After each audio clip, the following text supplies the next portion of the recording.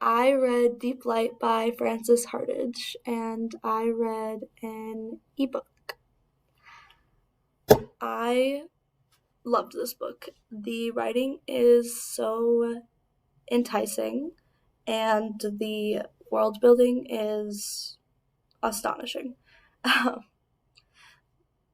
Basically, these people live in a waterland hybrid type world where people spend a lot of time underwater and they don't function as humans the same way we do. Uh, so they live in this post-God world where uh, God artifacts can still be like obtained, and they're highly sought after because they bring good luck or good health or can make people do weird stuff like transform and all this crazy stuff. And so our two main characters, Hark and his best friend Jelt, are two orphan boys who are often scamming people out of God artifacts, or as they call it in the book, Godware. And they, one day, when searching around, find a real piece of Godware, a super intense piece of Godware, because this isn't just like a artifact that the god left behind. This is a beating heart of a god.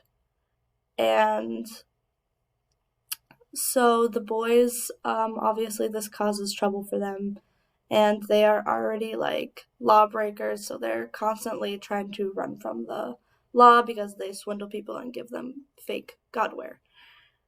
So there is Hark's point of view, where we follow the story of them outrunning the law, him going to prison, Jelt melding with this heart and like transforming into like a different creature. But then we also occasionally, not every other chapter, we also occasionally have a point of view from a girl named Selfin, and she spends so much time underwater that she has gone deaf.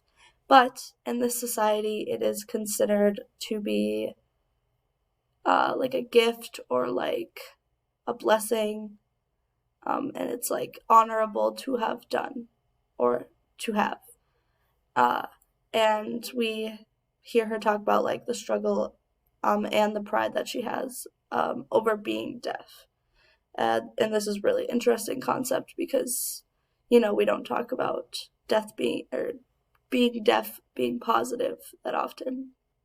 She's also in a gang, and Jelt and Hark often run with this gang, and so that's kind of where their stories overlap. And so to understand this story, you really have to understand the world that these people come from, because it is not at all like our world.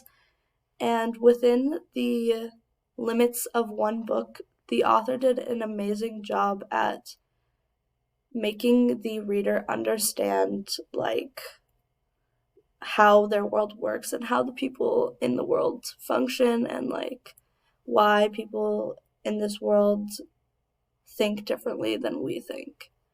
I overall really enjoyed this book. I think that I would recommend this to anyone who really likes adventure, and I think this would be a great book to read in your classroom. It would definitely keep your students interested.